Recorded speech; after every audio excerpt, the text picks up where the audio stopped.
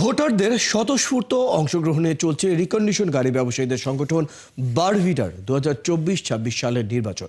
সাবেক সভাপতি আব্দুল হকের গণতান্ত্রিক পরিষদ, বাকি দুই প্যানেল স্বাধীনতা পরিষদ এবং সম্মিলিত পরিষদ এ নির্বাচনে অংশ নিচ্ছেন না। তবে কোনো প্যানেল ছাড়া স্বতন্ত্র 16 জন নির্বাচন করছেন। জাহিদুল ইসলামের প্রতিবেদন। বারভিটার নির্বাচনে এবার একটি প্যানেলে 25 জন অংশ নিলেও স্বতন্ত্র 16 মিলিয়ে মোট প্রার্থী 41। 2024-26 বছরের দ্বিবার্ষিক কমিটির নির্বাচনে তেমন প্রতিদ্বন্দ্বিতা না থাকলেও ভোটারদের মাঝে তবুও ছিল স্বতঃস্ফূর্ততা। সব ভেদাভেদ ভুলে গিয়ে আমরা চাই আমাদের ব্যবসাটা সুন্দর সুষ্ঠুভাবে পরিচালিত হোক।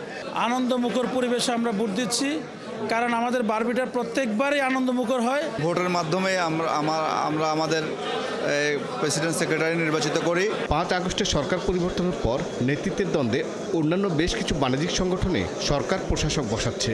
সেই পরিস্থিতির মাঝেও বারভিটার গণতান্ত্রিক পরিবেশে ভোট হওয়ায় খুশি বর্তমান কমিটি। যারা নির্বাচন করবেন আমি মনে করি তাদের মধ্যে একটা প্রতিদ্বন্দ্বিতামূলক একটা চিন্তাভাবনা থাকা উচিত। প্রশাসক কিংবা হানাহানি মারামারি করে কখনোই কিন্তু কোনো সংগঠনের ভালো কিছু বয়ে আসে না।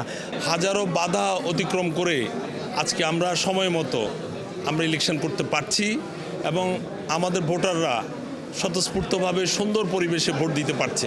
গণতান্ত্রিক পরিষদের প্যানেল লিডার বলছেন, বারভিটার নির্বাচন বন্ধেও ষড়যন্ত্র হয়েছিল, তবে আইনি লড়াইয়ের পর রায় ভোটারদের পক্ষেই গেল। যারা নির্বাচনকে থামাবার চেষ্টা করেছে, বাধাগ্রস্ত করার চেষ্টা করেছে, ষড়যন্ত্র করেছে, তারা জিততে পারেনি। আমরা জিতেছি এবং সেটা আমাদের ব্যাপক যে ব্যবসায়ীরা সবাই জিতেছে বলে আমরা মনে করি।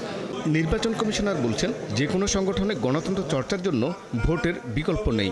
সবাই যেভাবে এখানে অংশগ্রহণ করতেছে, এটা আমি মনে করি যে 2টা প্যানেল 3টে প্যানেল হইতে পারতো, তারপরও যেভাবে অংশগ্রহণ করছে তাতে আমরা খুশি। বারভিটার নির্বাচনে এবার ভোটার 1046 জন। জাহিদুল ইসলাম, 71, ঢাকা।